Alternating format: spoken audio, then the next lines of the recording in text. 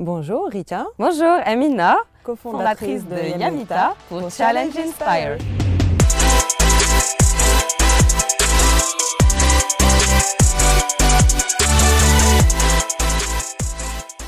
Après mon baccalauréat, j'ai poursuivi mes études en France, à Paris-Dauphine. Ensuite, retour au Bercail. J'ai entamé une carrière dans l'hôtellerie en tant que directrice des achats. J'ai aussi été diplômée de l'Université Paris-Dauphine. J'ai une expérience à la fois à Paris et à Sydney, en Australie. Je suis rentrée au Maroc et j'ai travaillé dans une grosse entreprise en tant que cadre en finance. Un été, avec mon mari, on était sur la route pour aller au nord et j'avais un petit creux. Donc je me dis, je vais m'arrêter à la station-service pour prendre un sandwich et continuer la route. Je m'arrête à la première station, je cherche le fameux triangle, le sandwich triangle qu'on retrouve un peu partout à l'étranger, en Europe. Surprise, je trouve pas, bon. On continue dans la deuxième station, pareil, pas de choses à manger rapidement. Et là, l'idée commence à germer dans mon cerveau. Je commence à faire des recherches, à voir vraiment est-ce qu'effectivement ce secteur du snacking, comme on l'appelle, est-ce que vraiment il n'existe pas au Maroc? Quand elle est venue avec cette idée, j'ai trouvé ça très intéressant parce que en faisant quelques recherches de mon côté aussi, on s'est rendu compte que ça n'existait pas et qu'on pensait qu'il y aurait un réel potentiel et des gens un peu comme nous qui cherchent ce type de repas un peu rapide et consistant, gourmand, équilibré, qui ne ruine pas et qui peut donc rendre la vie plus facile, on va dire.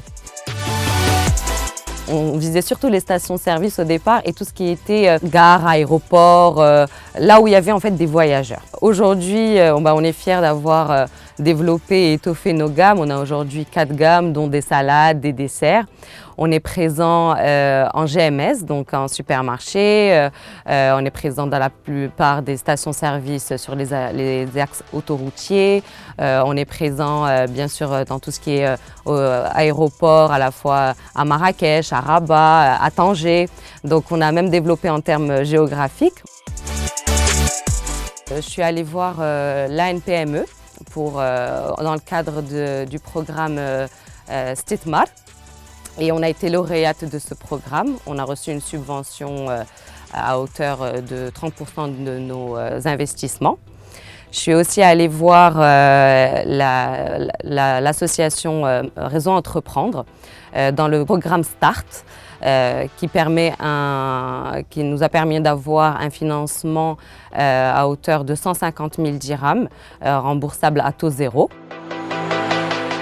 Le fait d'avoir Rita avec moi dans l'aventure, on a pu, on va dire, se diviser, se répartir les tâches et les responsabilités selon nos affinités. C'est vrai qu'aujourd'hui, moi, je prends un peu plus le rôle de responsable opérationnel, directrice des opérations, finance, un petit peu de communication. Moi, c'est plus, on va dire, sur le côté commercial, donc le volet commercial, pour essayer donc de développer notre portefeuille client, pour bien sûr asseoir les relations qu'on a aujourd'hui.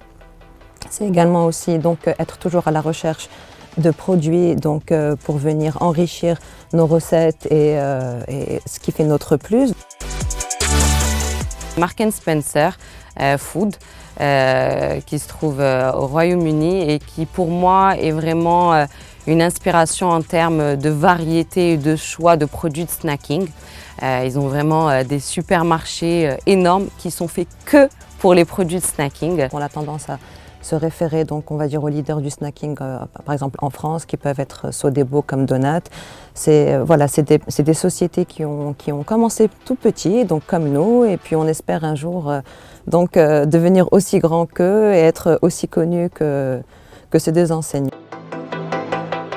Aux jeunes d'aujourd'hui qui ont une idée, qui croient moyennement un peu, moi je leur dis la chose suivante, si nous on est arrivé aujourd'hui à faire ce qu'on fait, tout le monde peut le faire.